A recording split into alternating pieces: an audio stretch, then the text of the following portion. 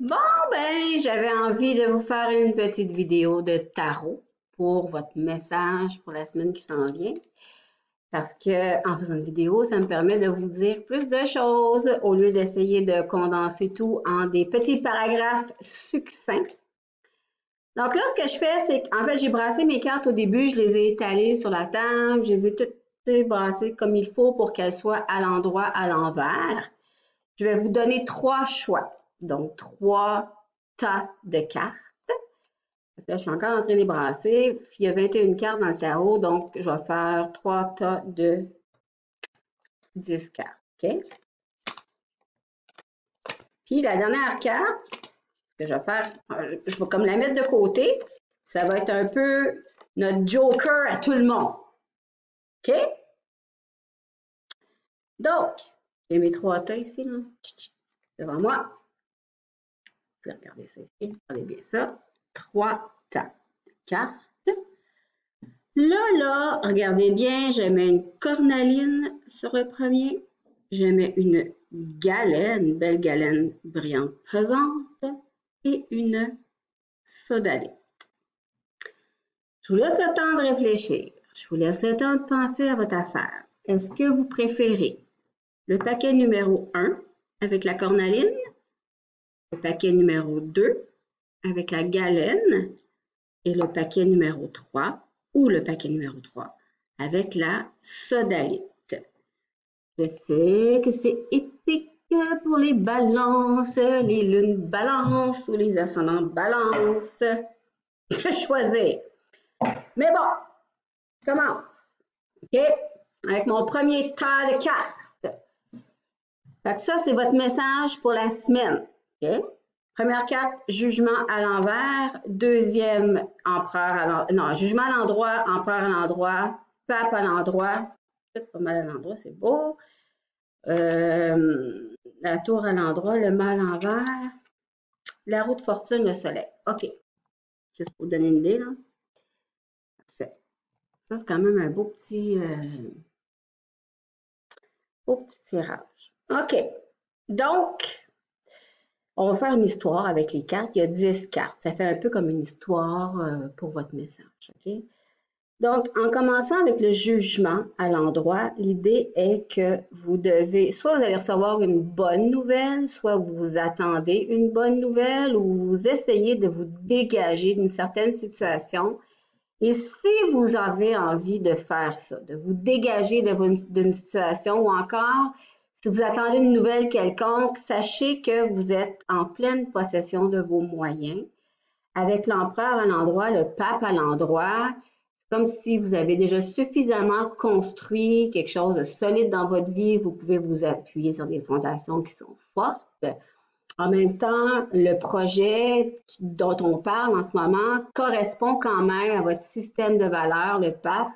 Il n'y a pas nécessairement besoin d'apporter des correctifs quelconques. Il y a une forme de dégagement. Là. On sent que ça dégage, ça va plus haut. Il y a comme un défi à surmonter, pas à surmonter, un défi à relever, OK?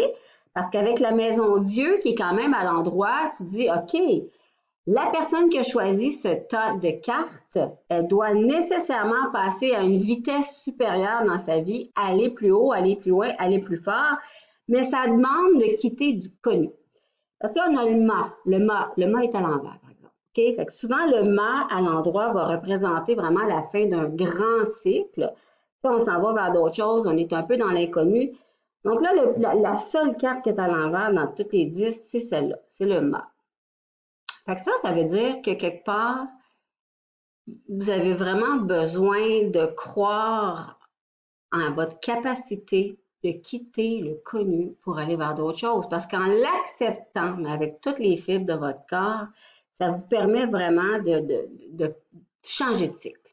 Ça, là, il y a du mouvement là-dedans. Il y a beaucoup de mouvement dans ce jeu-là, mais en même temps, il indique un progrès. Il indique une fin heureuse. Tu sais, avec le soleil comme dernière carte, tu dis, si la fille ou le gars qui a choisi ce tas de cartes-là décide d'aller de l'avant avec un projet ou si elle reçoit une nouvelle, un téléphone, un email qui dit ça te tente de faire ci, faire ça, mais Ça te demande quand même un certain courage d'avoir du guts, de quitter ta zone de confort, puis ça pourrait être payant même, ou ça pourrait t'apporter de la joie, du bonheur, de la lumière au bout du tunnel, mais que la personne a peur. Si vous avez peur parce que c'est trop quelque chose que vous ne connaissez pas, vous vous trompez.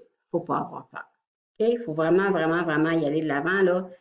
Il y a quelque chose de hot, de fort. Puis en même temps, ce qu'on voit, c'est que c'est pas quelque chose qu'on vous demande de faire que vous ne connaissez, que vous n'êtes pas capable de faire, en fait. Parce qu'avec l'empereur qui est à l'endroit, tu te dis, OK, est capable d'assurer la personne. Bon, là, on a plus de petites cartes à l'envers. Donc, la personne qui a choisi la deuxième carte, le deuxième tas, galène. La galène, qui est une carte vraiment très lourde, hein, surprenamment très lourde. On a ici le résultat. Donc, on a la tempérance à l'endroit, l'amoureux à l'envers, chariot à l'envers, l'arcane sans or à l'envers, la papesse à l'endroit, justice à l'envers, force à l'envers. Il y a bien du monde à l'envers. OK. Donc, tempérance à l'endroit, pour commencer, ça part le bal. OK? Ça commence l'histoire.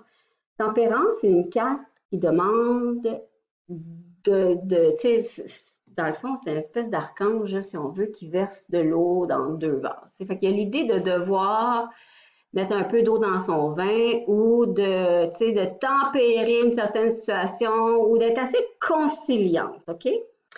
Mais là, on a l'impression que vous qui avez choisi galène, la pierre, la pierre galène, donc le deuxième tas, où il y a une décision à prendre. Parce qu'avec l'amoureux à l'envers, l'amoureux, c'est toujours une carte qui symbolise le fait d'être arrivé devant un carrefour, d'avoir une décision à prendre, un choix à faire. Mais là, la carte est à l'envers. Donc là, vous êtes présentement dans une période de votre vie où est-ce que vous vous sentez vraiment arrêté. Parce que là, le chariot, il est à l'envers. Il symbolise toujours que quand il est à l'endroit, on se dit, OK, on va de l'avant en fonction de nos objectifs. On a acquis de l'expérience. Go, go, go, on est capable. Mais là, c'est comme si vous êtes obligé, en ce moment, de vous calmer, de vous déposer, de réfléchir, de discuter, puis de hold your horses. Là, faut pas partir en fou. Là. Parce qu'il y a quelque chose qui n'est pas encore terminé. OK? Avec l'arcane sans nom à l'envers, c'est toujours un deuil qui n'est pas fait. Il y a quelque chose de pas fini. Donc, puis quand je dis pas fini, c'est comme une situation, c'est vraiment en anglais, c'est unfinished business. Là. Il y a quelque chose de pas terminé. Parce que l'arcane, la tempérance représente toujours une situation du passé X. OK? Ça peut être quelqu'un du passé, un travail du passé, une situation du passé. Donc, il y a quelque chose qui s'est déjà produit dans votre vie que vous aimeriez qu'il revienne, peut-être, dans votre vie, mais là, c'est peut-être pas le temps de vous précipiter et ou de recommencer la dite situation, OK? Parce que quelque part, c'est comme si cette situation-là que vous aimeriez peut-être qu'il revienne est finie, si tu veux, est finie. L'arcane sans nom, elle dit toujours, c'est fini, il faut que tu ailles de l'avant, mais là, la carte est à l'envers, donc c'est comme si vous mijotez un peu dans un deuil qui n'est pas fini. On vous demande donc d'arrêter ça, de faire une espèce de nettoyage à l'intérieur de vous, prendre le temps de dire, OK, ça ne reviendra plus, du moins pas comme je l'ai connu, et puis c'est correct si je prends le temps. Parce que si vous n'écoutez pas la papesse qui dit toujours, toujours, toujours de ne pas se précipiter, prendre le temps pour faire les choses, écouter son intuition beaucoup. S'il faut aller chercher d'autres connaissances, dans le fond, quand on la regarde comme il faut, elle a un livre entre les mains, tu sais, elle attend, elle lit un livre. Donc, s'il faut aller chercher d'autres connaissances ou aller chercher des informations qui vous manquent, parce que si vous ne faites pas ça, votre vie va être épuisante et désorganisée. Les deux cartes finales. Okay? Donc, en fait, c'est pas compliqué. Quand tu regardes ça, tu te dis, il y a vraiment un repos à avoir qui est demandé, qui est exigé, qui est nécessaire. Il y a une fin de choses à conclure, mais de façon vraiment habitée. Là. Tu dis, je mets fin à cette situation. Et si vous ne mettez pas fin à cette situation qui ne vous apporte pas de plaisir, qui ne vous apporte pas de joie, vous allez comme juste vous fatiguer et avoir l'impression d'être désorganisé, manquer d'équilibre dans votre vie. Donc, pour vous qui avez choisi la pile numéro 2, le mot d'ordre, c'est repli sur soi, temporaire. C'est correct si on se repose, c'est correct si on prend le temps de faire les choses comme il faut. OK, dernière pile, lune à l'envers, pendu, diable. Ça passe à quelqu'un, ça. Étoile, tempérance à l'envers, ermite, monde. OK, c'est complètement d'autre chose ici. Regarde. Voilà. OK. Fait que quand on commence avec la lune à l'envers, la lune, c'est une carte d'émotion, de ressenti, de famille, de petits cocons, d'imagination, mais beaucoup, beaucoup, beaucoup d'anxiété. Donc là, quand on part avec la lune, on a affaire à quelqu'un, si vous avez choisi, c'était la sodalite, je crois, la dernière, je pense. Vous avez choisi votre tas au début, c'est le troisième tas. Fait que là, la lune, là, c'est toujours, on se fait des peurs pour rien. OK? Donc là, vous êtes dans un état en ce moment d'anxiété, probablement pour absolument rien, parce que peut-être qu'en ce moment, vous avez à faire des sacrifices dans votre vie, le pendu. C'est correct, le pendu est à l'endroit. Ce n'est pas des sacrifices qui viennent vous siphonner toute votre énergie ou genre, venez, breuvez-vous à mon sang, tout le monde. C'est pas ça.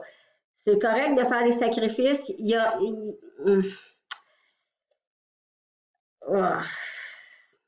C'est drôle, hein, mais celui-là, il me semble peut-être un peu plus relationnel comme tarot. Parce que le diable, c'est une carte de passion. C'est une carte de vitalité. C'est une carte de sexualité. C'est une carte de drive. C'est comme, wow, quand le diable apparaît, là, en général, il y a du fun. La lune, c'est quand même une carte émotionnelle. Le pendu, c'est une carte souvent, comme je vous dis, qui parle de don de soi. Donc, je pense que l'avertissement ici, c'est au niveau relationnel, faites attention de pas tout donner ou de pas perpétuer quelque chose relationnel, au niveau relationnel qui vous apporte plus de passion, qui vous apporte plus de fun dans la vie. Parce que c'est correct, mais j'ai l'impression que si vous continuez dans cette voie-là, il y aurait peut-être une possibilité éventuellement de vous sentir un peu trop tout seul dans votre relation, tout seul dans votre façon de faire. Et comme l'impératrice, elle est à l'envers, moi j'ai l'impression que ça, ce tirage-là, il dit il y a des choses que vous ne dites pas ou que vous avez l'impression de ne pas être entendu suffisamment. Au niveau de la parole, au niveau de l'expression de soi, ça bloque, OK? Ça, ce tirage-là, il me donne l'impression d'être quelqu'un qui est vraiment comme tout seul dans sa relation de couple ou tout seul dans sa vie. De un des deux, tu sais. T'es comme tout seul, tu voudrais donc vivre quelque chose de passionné, tu voudrais donc en même temps que ce soit la personne idéale pour toi, mais tu voudrais donc en même temps être super reconnu, admiré pour tout ce que tu as. Mais tout ça est possible, OK? Parce qu'à quelque part, à la fin, on a le monde qui est la plus belle carte du tarot, qui est la consécration, qui est le succès.